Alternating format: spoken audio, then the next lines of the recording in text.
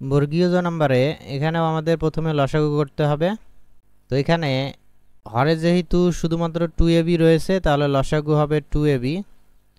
তো হর আর লসাগু একই হলে লবে যা থাকে তাই বসে। লবে আছে a square plus b square, এরপরে -1। তো এই যে হরে কিছু না থাকলে লসাগু দ্বারা ডাইরেক্ট গুণ, তাহলে 2ab দ্বারা 1কে গুণ করলে হবে 2ab, সামনে মাইনাস আছে তাহলে হবে -2ab। এরপরে ভাগ, এখানে লসাগু হলো a মাইনাস b। তো লসাগু এবং হর যেহেতু একই, তাহলে উপরে যা আছে তাই বসবে, a cube minus b cube.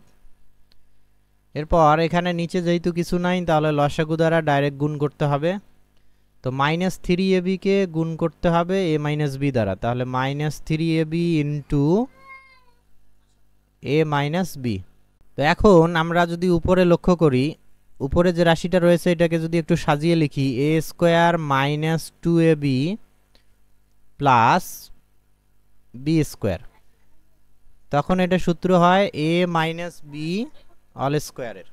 তো সাজিয়ে লিখলে আমরা যেটা পাচ্ছি সেটা হলো a square minus 2ab plus b square, যা a মাইনাস b অল স্কোয়ারের সূত্র। তো আমরা উপরে লিখতে পারি a minus b all square, আর নিচে হলো 2ab। এরপরে ভাগ, এখন উপরে যে রাশিটা রয়েছে এটা হলো a মাইনাস b অল কিউবের সূত্র। তো a মাইনাস b অল কিউবের দুইটা সূত্র রয়েছে, একটা হলো a cube minus 3a square b plus 3ab square minus b cube. তো দ্বিতীয় সূত্রটা এটা থেকেই নিয়ে আসা হয়েছে, a কিউব, তারপরে আমরা এই যে লিখব মাইনাস b কিউব। এরপর এই মাঝের অংশ থেকে যদি -3ab কমন নেওয়া হয়, তাহলে সেক্ষেত্রে হয় a মাইনাস b। তো এই যে দ্বিতীয় যে সূত্রটা আসলো সেটা হলো a cube minus b cube minus 3ab into a minus b। তাহলে এটা কিসের সূত্র? a মাইনাস b অল কিউবের। তো আমরা এখানে লিখতে পারি a minus b all cube, আর নিচে যা আছে তাই a মাইনাস b। এখানে যা আছে আমরা তাই লিখব, a minus b all square by 2ab। এরপর এখানে যে ভাগের পরিবর্তে কি করব, গুণ চিহ্ন দিব, পরের যে ভগ্নাংশ আছে এটা উল্টে যাবে, তাহলে a মাইনাস b এটা গেল উপরে, আর নিচে আসলো হলো a minus b all cube.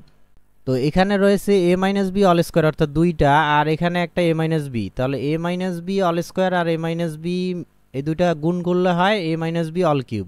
তো এখন এই যে a minus b all square আর a মাইনাস b যদি আমরা গুণ করি, তাহলে হয় a minus b all cube, আর নিচে হলো 2ab ইন্টু কি a minus b all cube. তো a minus b all cube আর a minus b all cube কাটা গেল। কাটা যাওয়ার পর উপরে যেহেতু কিছু নাই, তাহলে কি থাকবে 1। উপরের 1 ভুলেও বাদ দেওয়া যাবে না, আর নিচে থাকতেছে কি 2ab। তাহলে যে আমাদের অ্যান্সার হবে 1/2ab। তো আশা করি বুঝতে পারছো।